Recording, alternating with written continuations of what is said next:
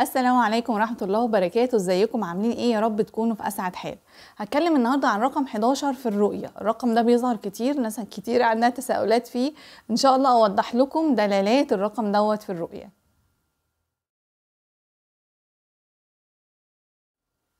مبدئيا انا رأيي في الرقم ده ان هو رقم يعني بيظهر للصالحين، الناس اللي هي دائمة التسبيح، الناس اللي هي على استقامة، الناس اللي هي كويسة جدا مع ربنا وفي الطاعة وفي العبادة وكده، تلاقيها بتشوف رقم 11.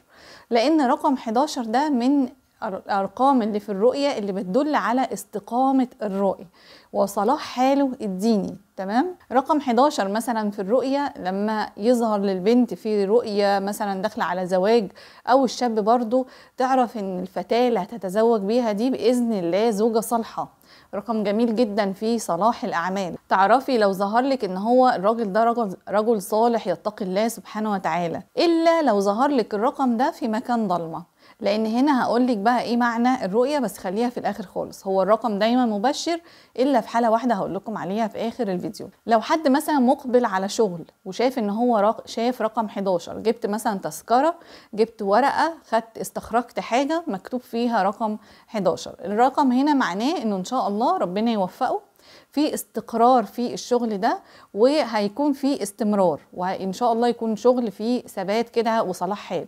الناس اللي بتخاف دايما ان هي تتنقل من شغل لشغل والكلام ده، رقم 11 بيبقى عامل زي قضبان القطار. تمام. معناها ان قدامك طريق، قدامك سكة في ان شاء الله ربنا يبسط لك الرزق فيها ويكرمك فيها، سواء كان الجواز سواء كان شغل، برضو ساعات يدل على السفر. فرقم 11 رقم صلاح الحال، الاستقامة، رقم التيسير، ان السكة اللي جاية قدامك دي ان شاء الله على حسب برضو احداث الرؤية تكون كلها مبشرة بإذن الله، تكون سكة خير وطريق خير. ممكن تدل بس ان في طريق قدامك ويكون معنا الرؤية انه في بعض التحذيرات، لكن 11 وظهوره معناه ان في طريق معين انت داخل عليه ان شاء الله بإذن الله يكون بكل خير. رقم 11 احيانا في الرؤية يقول لي ان الاخوات في حاجة تخصهم في الرؤية. ليه؟ لان اخوة سيدنا يوسف عليه السلام كانوا 11. تمام. فيجي حتى لو انا عندي اخ اخين 3، فيجي في الرؤية رقم 11 على رمز الاخوة. وكلامي هنا للمعبرين اللي بيهتموا جدا بعلم تفسير الارقام والاعداد.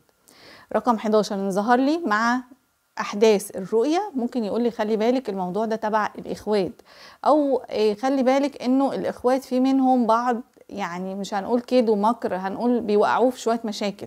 إذا جه رقم 11 في الرؤية على رمز إن دول الإخوات فبيكون غير جيد تماما. هنا الإخوات مش تمام مع بعض، في نفسية كده مش كويسة. ربما حد يعني في إخوات الرأي يكون عايز يوقعه في مشكلة، أو يعني بيتجه اتجاهنا في التفكير للطريقة دي. تمام.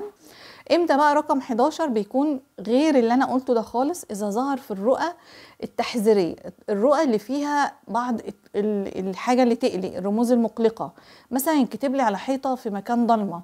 احيانا رقم 11 في الرؤيه بيدل للاسف الشديد على التنافر، زي قضبان القطار، عمر ما ده هيقابل له ابدا. وده ظهر لي في رؤية مع سيدة كانت يعني مسلمة، وكان في حد غير الديانة، وكان يعني في علاقة عاطفية، فظهر لها في الرؤية رقم 11 وظهر لها احداث تخصه.